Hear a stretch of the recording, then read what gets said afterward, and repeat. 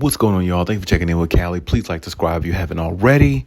So, former Clipper player Norman Powell just recently traded from last year to the Miami Heat. Now he's on the Miami Heat this season. And he's definitely focused on what he's got to do there, and thinking maybe he can possibly be the leading scorer for the Miami Heat and move forward with his career.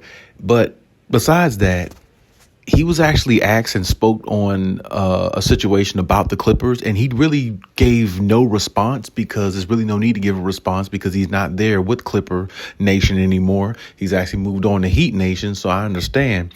But what was presented to him was, about the scandal and the situation with Kawhi and the Clippers and all those things. And, his response was he's glad he's not there anymore to deal with all that drama with the Clippers. And, hearing something like that from somebody like Norman Powell, who always seemed like a pretty chill guy, never been a rah-rah type guy to bring any ruckus to a team, only bring good energy and good gameplay as much as possible. It says a lot. It says a lot about the Clippers organization. And then you hear other players, even like Paul George, I think it was last year before the start of last season on his podcast P show, he says that the Clippers are such a B team. They're not first class, how they do things, how they operate and how they, handle their business and things like that. So even hearing things like that from former players who played for the Clippers, who actually played well at times for the Clippers and everything like that, it says a lot about the organization in a negative way.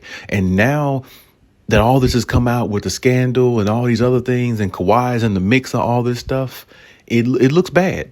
It looks really bad on the organization. And really, I feel like to the players in the league, I feel like it makes Kawhi look even more exonerated from the situation because you have a player like Kawhi Leonard caught up in some type scandal situation that he would never be in if he didn't come on board with your team. Because I guarantee if he went to the Lakers, this probably wouldn't have happened. When he was on the Spurs, it didn't happen. When he went to Toronto for the short stint he was there, nothing happened. So the media could make Kawhi out to be a bad guy all they want to be. But the man just took the money that was offered to him. And anybody else would have done the same thing. Now, I'm pretty sure, of course, there's Clippers fans who want to say good riddance to Kawhi because he didn't help bring him a championship. But as I said before, you're wasting your time downing him for not bringing you a championship. No damn body has brought y'all a championship. No superstar, no player ever in history has brought you a championship. So don't down Kawhi Leonard because he wasn't able to do something because he got injured. Injuries happen. He was injury prone before he came to the Clippers. So it's not like nobody knew about his injury history or he just started getting injured when he came to the Clippers. He was already there. He was already getting injured prior to that.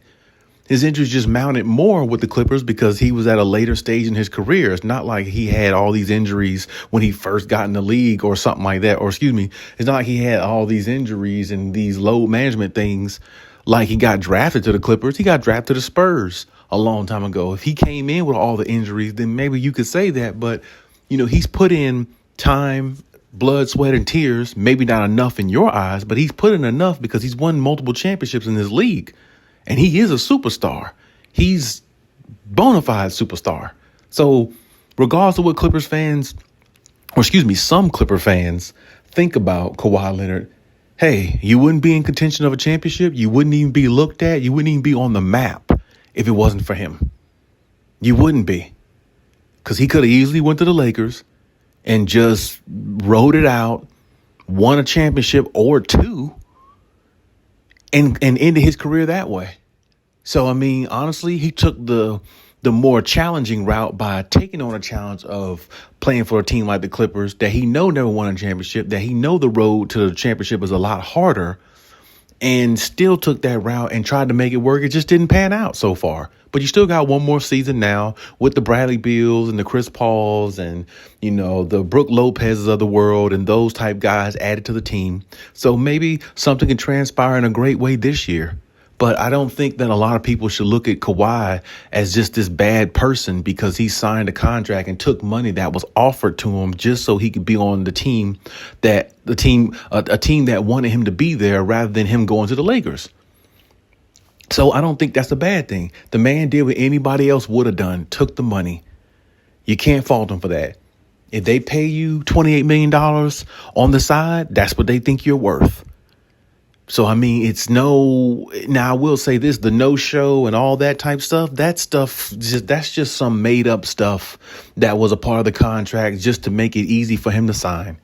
What did he have to show up and do for a tree service company or some BS like that? You think Kawhi gonna go out there and do community service? No, he's too rich for that.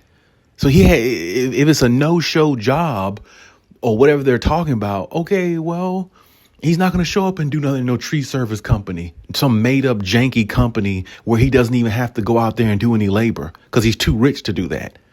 And if it's no-show as far as NBA games, if that's what they're talking about, well, he's been a load managing player for years. So him not showing up at times is not a surprise to anybody. He's the load management king in some people's eyes. He's the godfather of it. And really, he's not the godfather. Really, it's Greg Popovich. Greg Popovich is the godfather of load management. He's the one who introduced that lifestyle to Kawhi Leonard because he did it with Tim Duncan and them when they got older. But he did it with Kawhi as well because, that was part of the Spurs way. They were literally paying fines intentionally that the NBA was fining them for players missing games. They were willing to pay the fine. So it's like he comes from a place and an era of basketball with Greg Popovich that gave them success. And Kawhi has load managed his way through the NBA the whole time because I really believe he actually has injuries. He load managed when he was on Toronto, but he ended up getting a championship though. So load management never really took away from his game like that. Maybe it's just being on the Clippers organization because you got players like Norman Powell talking about the drama there and other things that's going on. And I'm pretty sure there's other things that went on under that organization that's disclosed, that's not even out there. Then you had Paul George talking about there's such a B team. Now, of course, it looked like he was salty because he didn't get the contract he wanted. But even still, just because he didn't get the contract he wanted, he didn't have to say that because he went and got the contract from another place in Philadelphia.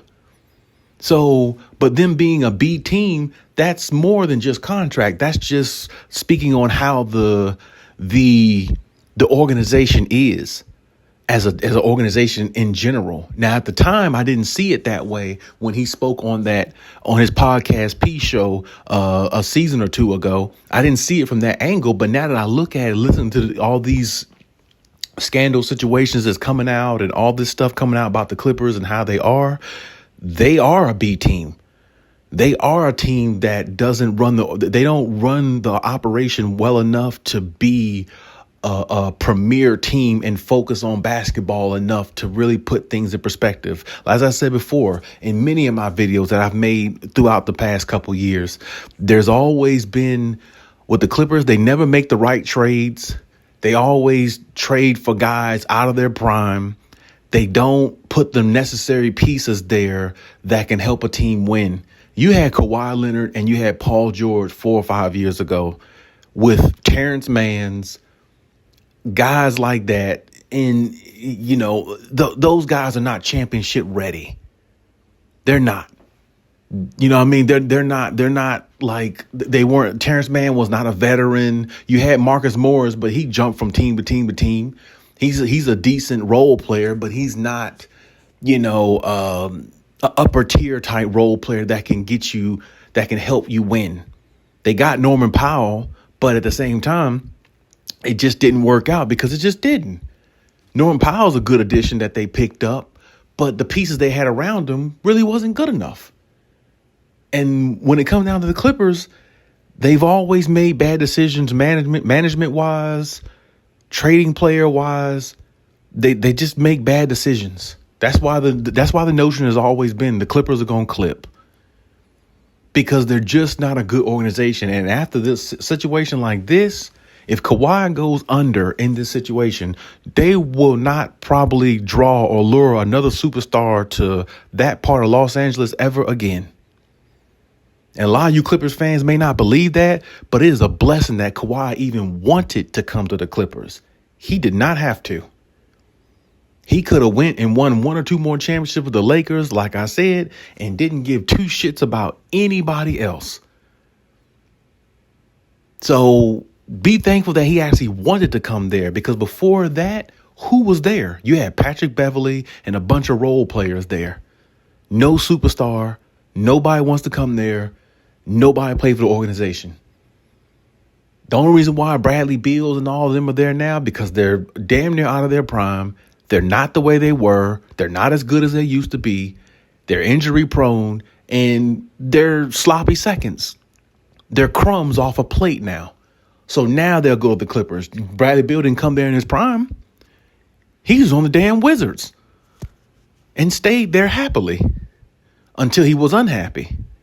Chris Paul was there in his prime as a superstar with Blake Griffin, with DeAndre Jordan, and good role players with Jamal Crawford and all of them. Still couldn't win a championship. So don't blame everything on Kawhi, Clippers Nation. Yeah, he made mistakes just like you do, just like any other player does. He took the money, he took the bait, yeah. But you always have a shot and a chance with somebody like him when he does play. I know he doesn't play a lot, but he didn't play a lot for the other organizations he played for. He barely played with Toronto. He played like 50 games that season, still won a championship. He barely played games with San Antonio Spurs, got a championship. So don't act like he's doing something that you've never seen him do before.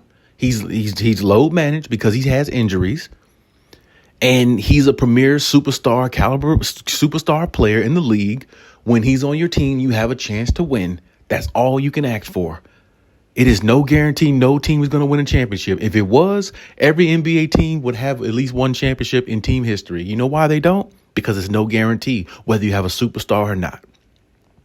But it just goes to show all this stuff coming out is getting put on Kawhi, and the organization is acting like everything is fine.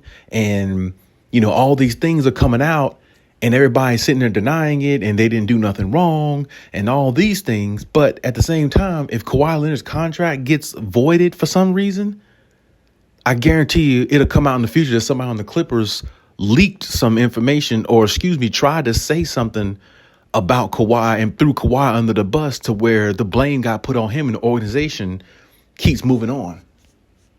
But that's okay, because if it does happen that way, I promise you, they won't win a championship no time soon if they don't lure another superstar there. If they shit on Kawhi, hypothetically, if it comes out to be that way, when all this is said and done, you definitely won't win no championship without him if you can't win one with him.